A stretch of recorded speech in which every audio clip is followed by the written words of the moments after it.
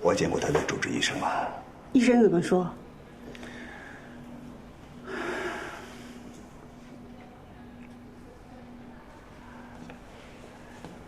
也说，现在光难过不行啊，我们得以防万一。明玉和柳青他们能做出这种事情来，我们得防着他们再有什么大动作。这老蒙怎么培养出来这两个无情无义的家伙呢？现在不是赌气的时候，我们真得做最坏的打算呐。我现在脑子很乱，我什么也没办法想。你说啊，我是你哥，也是集团的副总和董事之一。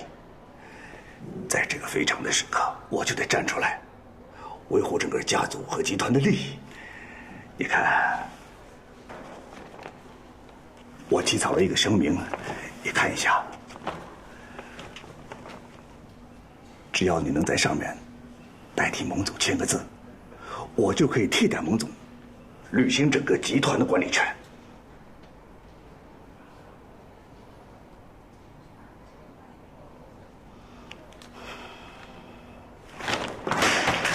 真是表哥，你是副总兼股东之一，现在是什么情况你搞不清楚吗？你现在起草这个干什么？想趁火打劫？你这说什么话呢？老蒙现在是什么样的情况，我们都还不清楚啊！啊，你现在就想争权，你和我们蒙家是不是一条心啊？真是无语。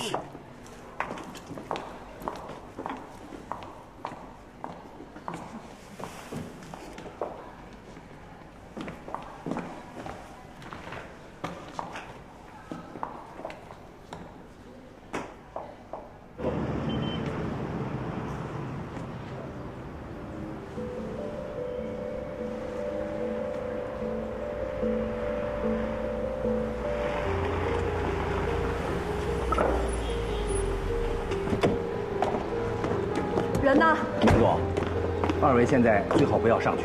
为什么？蒙总在重症监护室，情况不明，上去也见不着人。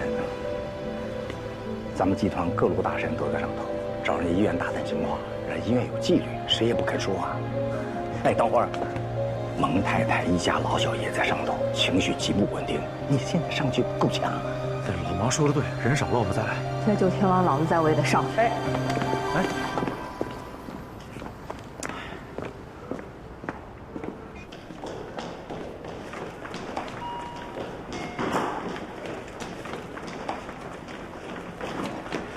师母，师傅他，你还有脸来这里？对不起，师母，我该发那篇檄文，我向你道歉。你少给我来这套！老蒙对你这么的好，你居然说出这种事情，你是故意的，是不是？对不起。太太，冷静，冷静，冷静啊！哎，蒙太太，都是自己人，有话好说。没什么好跟你们说的了，你们都给我走！走，赶紧走，快走吧，快走！好，走，好，走。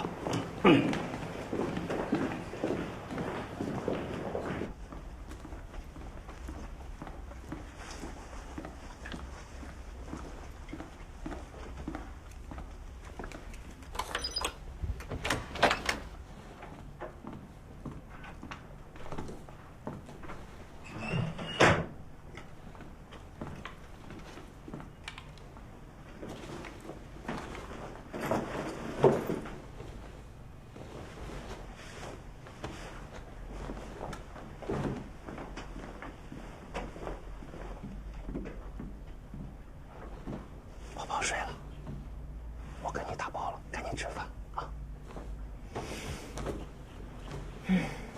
等你回来，我们俩都饿晕了。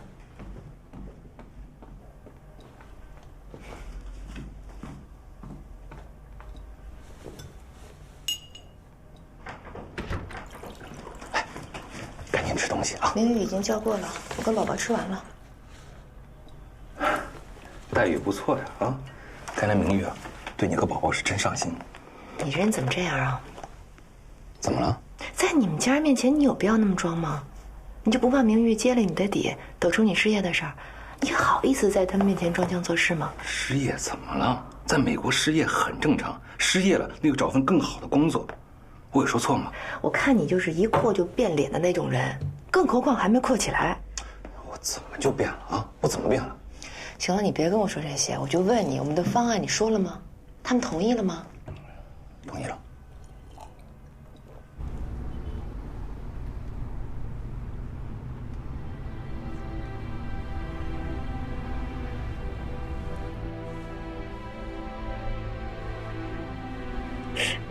好了，什么都别说了啊，行。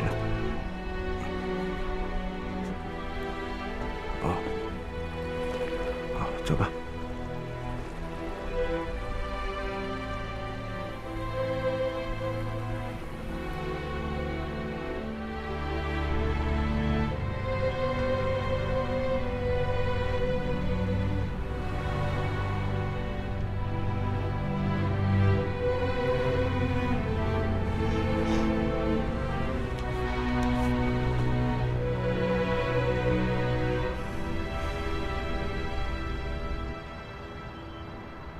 买3室1厅，啊，你疯了！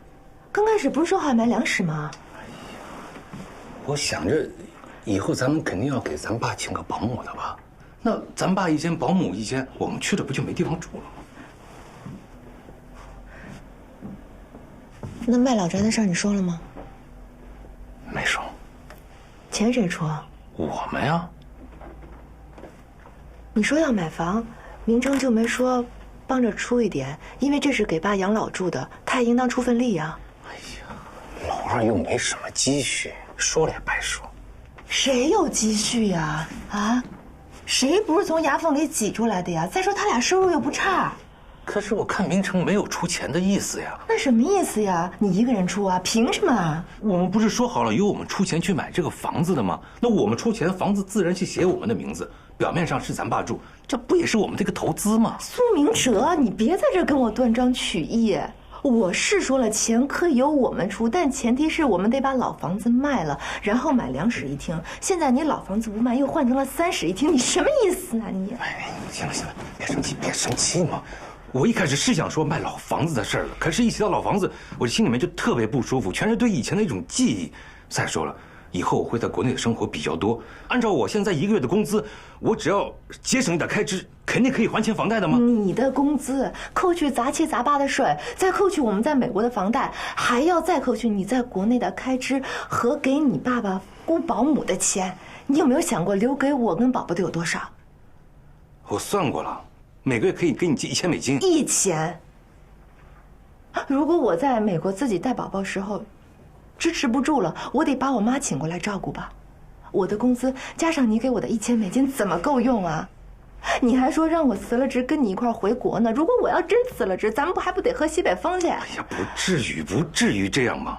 这种情况只是暂时的，我一定会想办法尽快把房贷还清的。苏明哲，你喜欢冲大，你好面子。我相信你刚才你在饭桌上说要付全部房款的时候，你心里肯定特爽。你不卖老房你也爽，你擅自做主说买3室1厅你更爽，是不是？哎呀，瞧你这话说的，你别不承认。是，你是家里面的老大，你应该帮着多承担一些。可问题是，这次回来你也看到了，你的弟弟妹妹哪一个过得不比我们好？明玉咱们不用说了，那是人家有本事。明成他们呢？你今天看看朱莉，从上到下穿的全是名牌，明显比我要好得多得多。我们是什么呀？我们只是在国外可怜的打工仔。你这样做只会降低我跟宝宝的生活水准。菲，别生气啊！哎呀，我绝对不会降低你和宝宝的生活水准的啊！这样吧，我回头想办法，我跟明玉谈谈，让他也出点，就算是我借的，回头我再还他。那就更离谱了。明玉上学的时候，你妈妈都没怎么出钱供他。哦，现在给你爸养老买房了，你想起明玉了？我告诉你，我要是他，你妈过世那20万我都不出。这事儿你必须听我的。要想买房可以，但前提是必须得把老宅卖了。如果你不知道该怎么跟你爸去说，那我去说。哎呀，你不能去说。我为什么不能啊？兔子进了还咬人呢。我就跟你爸说，谁也不能降低我跟宝宝的生活质量。我话都已经说出去了，你再让我收回来，你这不是逼着我出尔反尔吗？是你在逼着我逼你，没办法。哎，行了行了，你别生气别生气，我听你的还不行吗？你放心啊。卖老房子的事儿，我想办法解决。买房子的事儿，你不能交给苏明成，因为我对他不放心。他能想着帮你省钱吗？他万一要是找一个豪华地段的高价房怎么办呀？咱们别的不说，就光那物业费就能把你给吃了。要不然你就自己去办，要不然你就交给明玉，交给苏明成，我坚决反对。哎呀，你这人怎么这样呢？我说出去的话还让我收回来，我都跟明成谈好了，他帮我去看房子，我自然也会在网上看地段、看价格的，我不会所有的事情都撒手不管的。你怎么变得这么小气呢？你喊什么喊呀？我小气？我摊开手让别人拿钱的时候就大方了吗？你又不是不知道我们家里的状况。行了，我现在不想跟你说了，我不想跟你吵架，我很累，我要倒时差。但是苏明哲，我告诉你，你能不能长点心？能不能让我跟宝宝过得稍微宽裕一些？能不能别老是让我们俩挣扎在温饱线上，行吗？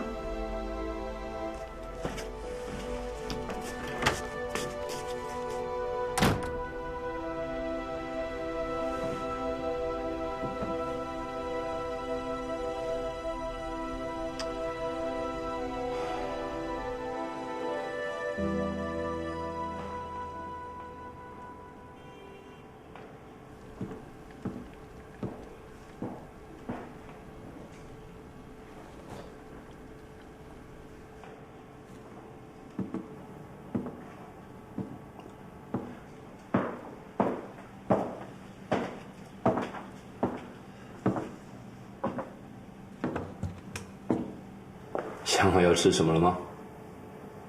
你觉得我是个什么样的人？你是一个漂亮的女人，一个成功又漂亮的女人。我是个坏人，一个人渣。你不是。一个坏人，一个人渣，不会说自己是坏人或人渣。我师父也是我的恩人，一个比我的亲人还要亲的人，我亲手害了他。他现在躺在医院里，可能快要不行了。你还敢说我不是个人渣吗？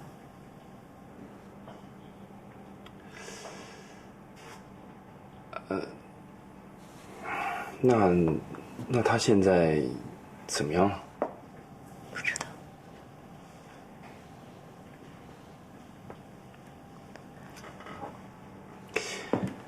你也先别往坏处想，这事情先往好处想嘛。好不了，公司已经乱了，那是我师父最不想看到的情况，但是它发生了。等我师父要醒过来了，看见公司垮了，我就是千古罪人了。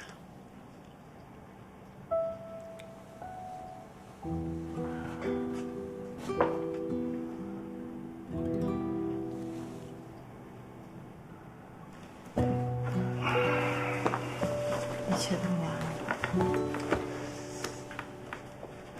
你知道，在意大利有一个小镇叫摩德纳，专门产帕马森甘露的。在12年的时候啊，意大利发生了一场很严重的地震，有很多的钟楼啊、历史性的建筑物都倒塌了，包括很多的起司工厂。那个时候，起司工会去找了一个主厨，跟他说，有将近36万个起司受到严重的损伤。后来这个主厨他想了一道菜，叫做 Riso Cacio Pepper，他想用这道菜呢，让全世界所有的人都会做。当时从日本、伦敦到纽约，全世界将近有4万人都在做这道菜。那个时候，卖出了36万个。然后呢？没有人因为这件事失去掉工作。那跟我的事情有什么关系啊？这没关系，我就想跟你说，我会做这道菜。先吃饱嘛，身体是革命的本钱，好吗？好，我今天就做这道 risotto cacio pepe。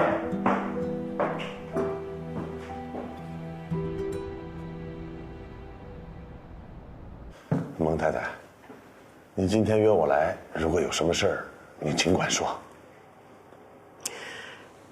老蒙之前让你代为管理公司吧？是啊。老蒙信任你，我也信任你。谢谢谢谢。只不过眼下这个情况，我脑子一片混乱，也说不出具体的什么事情，也不必多说了。你我心里应该都明白。明白，明白。我今天约你来，是想告诉你，在老蒙醒过来之前呢，你还是继续的打理公司，但是你必须每天跟我报告公司的具体状况，让我能够更清楚的了解重臣。蒙太太，这您放心，作为一个职业经理人，我知道自己该做什么，不该做什么。在蒙总醒来之前，我一定替他管好众诚集团。老蒙现在这个情况呢，我也得为以后打算。我会找个律师，组成一个新的团队，全力接管众诚。不过在这个团队介入之前呢，还是麻烦你好好的打理这个公司。您放心，没问题。除了明月还有柳青他们得提防之外，像我表哥张总这样的家里人啊，你也得好好看着。以后如果他有什么想争权夺利的事情，你就让他直接找我，由我来跟他们说。好，不好意思啊。不需要接电话吗？没事，一个朋友，没什么重要的事。这人常说呀，这无功不受禄。我是因为相当的信任你，所以今天才会约你来。那是因为我对你有一些比较长远的计划跟打算。你懂我的意思吧？懂，我懂。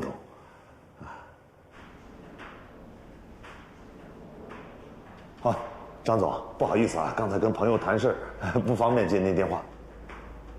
您说。你看啊，城东、城南、城西1、2手房源这个 APP 上都有，你就记住这个标志啊，我已经给你发到手机上去了。然后我再给你看这个是一个 VR 系统，就是你想看什么房子，你就可以，就它3D 的，你知道吗？你就可以转，你看你想看哪个角落，都可以看到，对吧？但转慢一点。你要转快了，你看效果就是这样。你看转。哎，不行，我看得我眼睛都晕。这个不错，挺好。这样吧，儿子，我先说说我的条件。你根据我的条件呢，你帮我筛选一下，然后再让我看。好，你说。最好离你这个近点啊。万一我有个头疼脑热的，你得第一时间赶到啊。还有这个小区里边，你得有小区的花园啊。我这平时散个步什么的，最好能像你这个小区一样，还有个人工服务。另外呢，周边的这个生活环境呢要全，菜市场啊、超市啊，还有交通它也得方便呢，最好是边上就有地铁站、公交站。哎，房子太低的不要，太高的我也不要。好家伙，要有湖，要有公园，还要有超市，还要能买菜，什么？你没有脸是不是？什么？苏明成，我现在很严肃地告诉你一件事情，我对你今天在饭桌上的表现非常的生气。今天大哥说要给爸买房的时候，你为什么不主动告诉大家你欠了爸20万的事情？为什么不说你要跟大哥一起出钱给爸买房？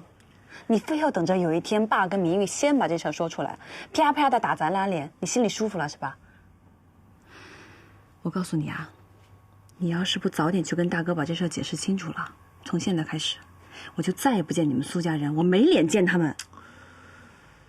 你不要再闹了，我很疲惫，你不要再来纠缠我了，睡觉吧。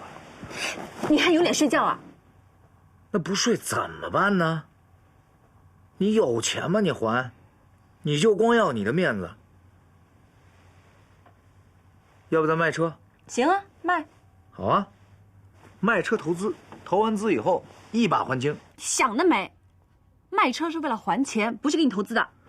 你不投资那些钱什么时候能还上啊？你不投资，你还不上这些钱，你这些面子什么时候能挣回来啊？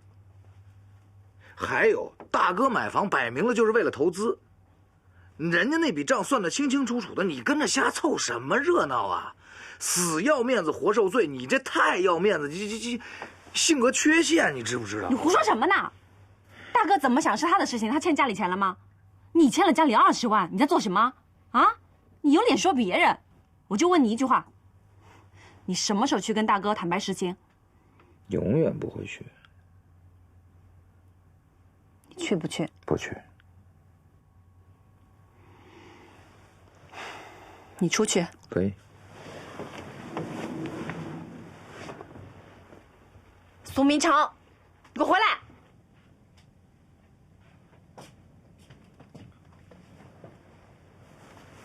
你让我回来我就回来，我告诉你，我不是你的玩偶。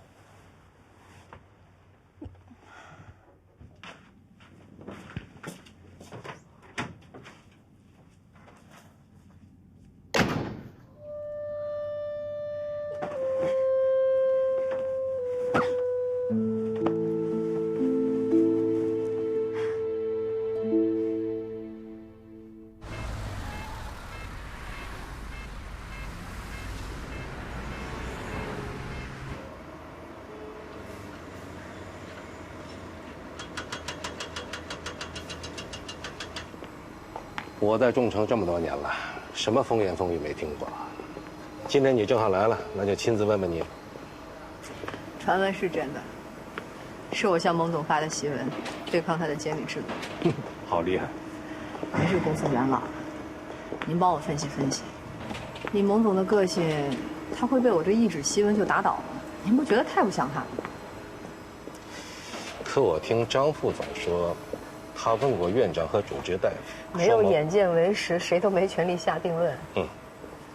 如果蒙总真是重病，那我们更得替他守好忠诚。您说？那你这回来是怕我跟高层一样争权夺利，对吧？黄厂长，2分厂不能乱。你说的对。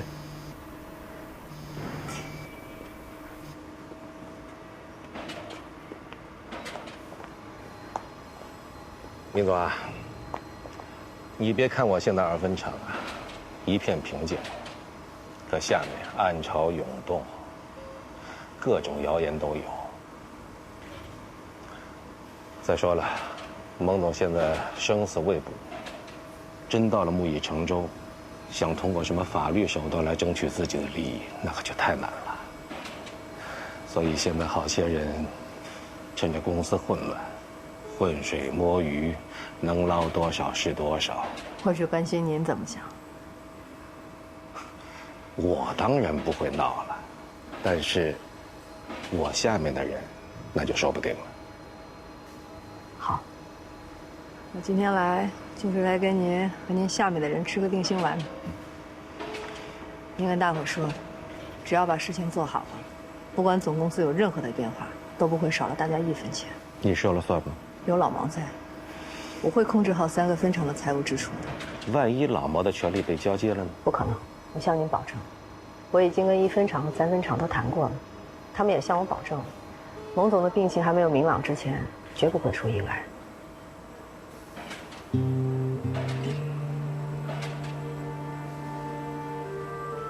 好，闵总，如果你能保证我手下人的利益，2分厂听你的。谢谢。凌月，你去哪儿了呀？一直不接电话。我刚从你办公室出来。我在2分厂呢。你去2分厂干嘛？我得让各分厂安定下来啊。安定分厂有什么用啊？集团里都快炸锅了。什么情况？眼下咱们众诚的情况是：尸骨未寒，后院起火。你说老蒙还在抢救，这各方势力就纷纷登场亮相。你是没看见啊？刚才那叫一个热闹啊，差点动起手来了。看来他们都知道蒙总是块肥肉，也都知道先下手为强这个道理。你说说具体情况吧。公司呢分成3派，你和我算一派，蒙太太、小蒙算一派，主打家庭亲情派。再有就是张副总，仗着自己是第2大股东的身份，已经开始夺权了。哎，你说张副总还是蒙太太的表哥呢？他怎么能这么干呢？真是树倒猢狲散啊！孙副总现在什么情况？哎呦，那家伙天天守在医院，看看蒙总还能不能抢救过来。好像众诚落到谁手里都跟他没关系似的。但据我了解的情况吧，集团里传的那些流言蜚语啊，说什么集团不可一日无主，后蒙总时代，权利和股份该怎么分配，这些屁话都是姓孙的说的。人还在医院呢，却能给公司制造恐慌。包括这个张副总突然跳出来跟蒙太相争，我估计都跟这个姓孙的脱不了干系。你是说，姓孙的跟张副总是站在一块儿了？他哪边都不站，不管是蒙太赢还是张副总赢，跟他一点关系都没有。他只有一个目的，就是搞乱众诚。他是帮刘金做事的？我没证据，现在还不好判定。不管他是不是，我们都只能保住众诚。你要跟他斗啊？不是斗，是防。防得住吗，姐姐？你又不是不清楚，这么多年他培养的亲信已经遍布整个集团各个部门了，你我的团队都不干净，怎么防啊？唉，现在你师傅要醒了，就没这么多破事儿。所以我们要想方设法的拖住孙副总，绝不能让他得逞。明玉啊，公司里上上下下都知道是我们俩把老蒙气病了，咱俩是罪人，拿什么跟姓孙的斗啊？只要我师傅醒过来的时候，我们能完好无损的把众诚交回他手上，他们爱他们怎么想怎么想。如果说，我是说如果真的像姓孙的说的那样，老蒙就没挺过这一关呢？那是以后的事情，我只想眼前。行吧，行吧，听你的。不过现在我最担心的就是老毛能不能扛得住。我可看见2拨人进他办公室了。这2拨人，那只能是狗咬狗一嘴毛了。我已经想好应对措施了，咱们老地方见。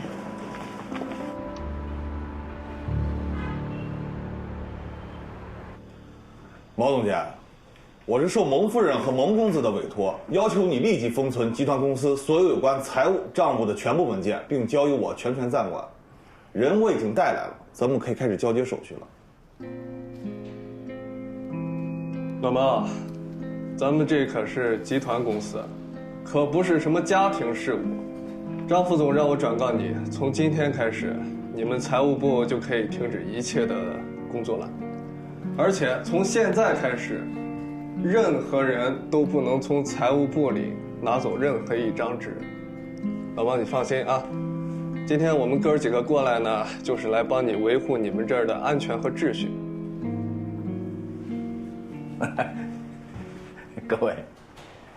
各位对咱们公司的情况可能不太了解，咱们公司进钱的口子有3个，江南、江北2个分公司，还有进出口公司。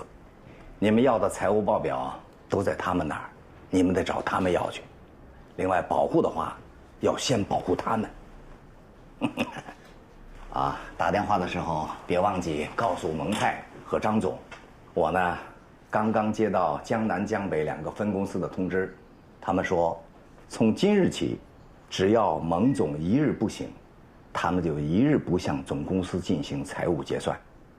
不结算，我这个财务总监就是个空闲。问题在于，这一周的还贷款项怎么办？采购材料的款项怎么办？日常办公用品的开支，备品备料的报销，这些事总得有人管吧？请你们转告2位领导，如果下周一我还拿不到钱，我这个财务部整个就要下岗了。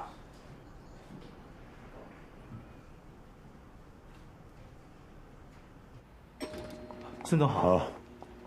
孙总好。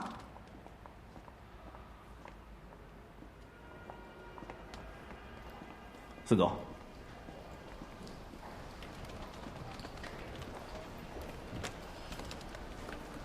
孙总。哎。孙总。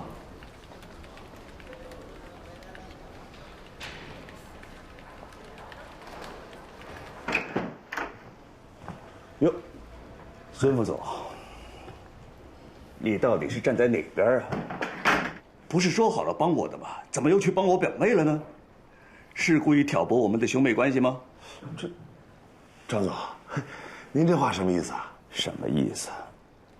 你昨天去见了谁？你自己心里清楚。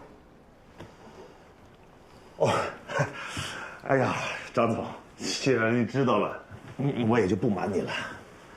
我昨天是见了蒙太太，不过是她主动找的我呀。张总，这蒙太太虽然不是公司的股东，可是她的公司势力很大的。我昨天探了探她的口风，她都已经准备找专业的团队来接管众诚了。我们可不能再怠慢了。啊，对了，还有那个什么，那个明玉。哎呀，仗着是蒙总的红人，那在公司那是只手遮天呐。哎，我看他的野心也不小。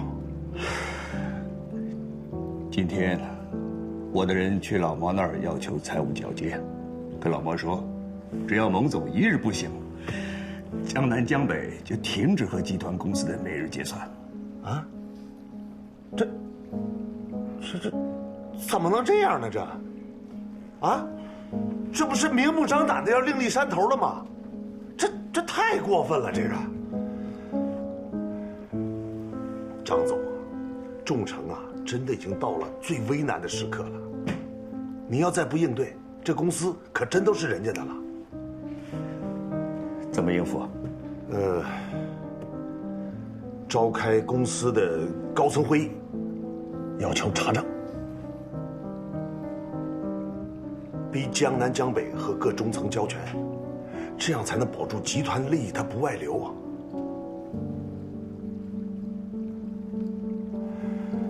哎，张总，等你掌握了众诚的大权，什么蒙太太呀、江南江北，还不是都得听您的？好，你马上去安排会议，同时一定要派人盯住我表妹，千万不能让她到现场来捣乱。好，组建中层联盟。已经是没有办法的办法。高层那边我们无依无靠，现在只有拉拢这些中层，才有机会跟他们形成对峙。可这些中层靠谱吗？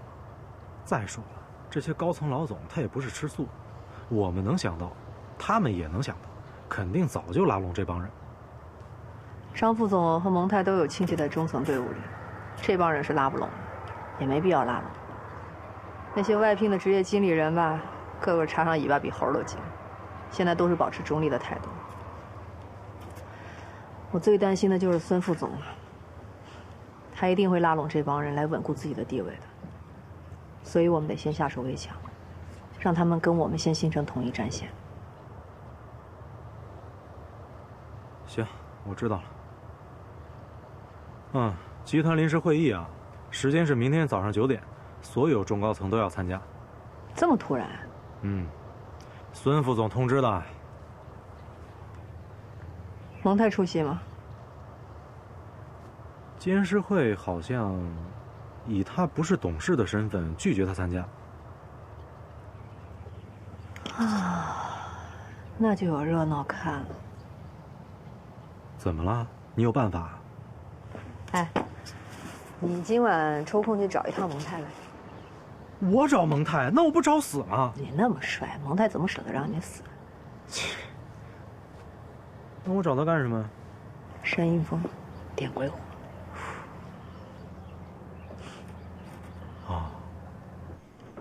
张总，人都已经到齐了，要不我们开始吧？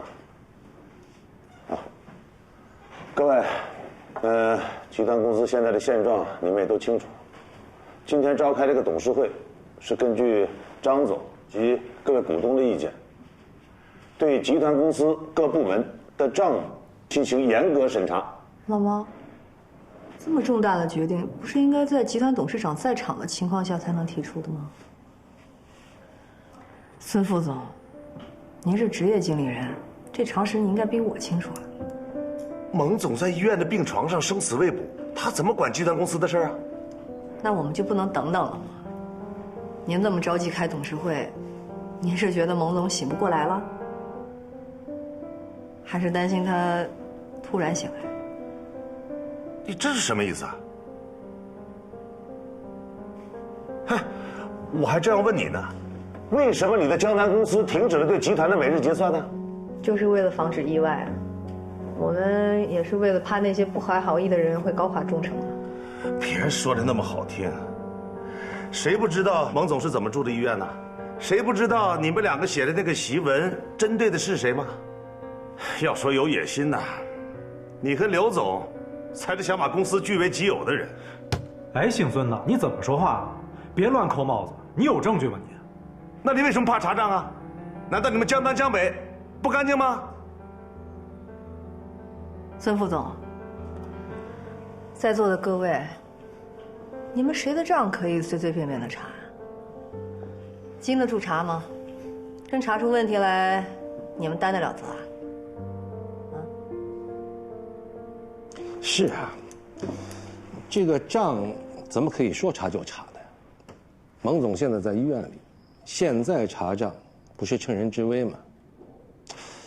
这么做，将来怎么面对蒙总？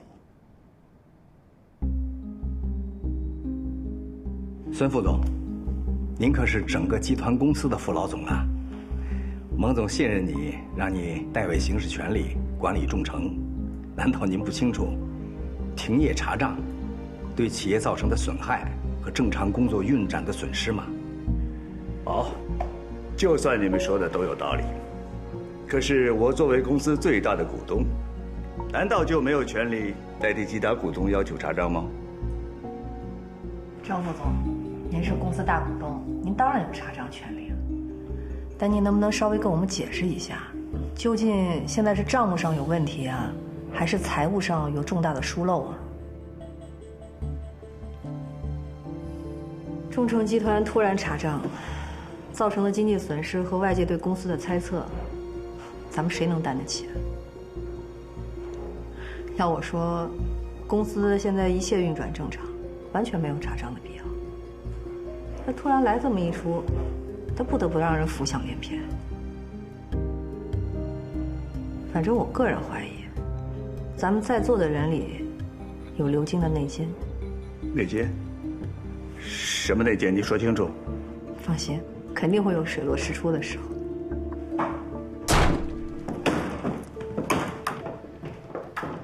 你们这是在干什么？我老公还没死呢。就急着分财产了。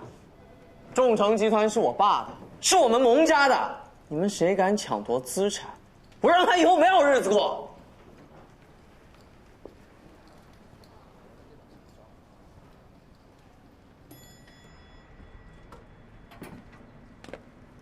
哎，这蒙泰来的太是时候了。当时你说蒙泰不知道这个会，我就猜是那个孙副总做的两面人。既然他能做，为什么我们不可以？对，这姓孙的，你说还想害人家兄妹相残，这要是被老蒙知道了，肯定要清理门户。喂，大嫂，怎么了？出什么事儿了？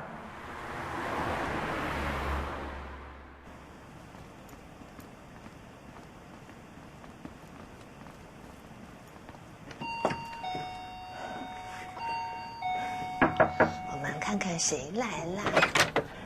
大嫂，出什么事儿了？没事儿，就是想请你吃个饭。啊？小咪想你了，哥哥，快进来。哇，走了。他遣翻过境的水云，道成像枯荣的诗经。春夏转秋冬，哭成了泪，变了心，同一滴鲜血的表情。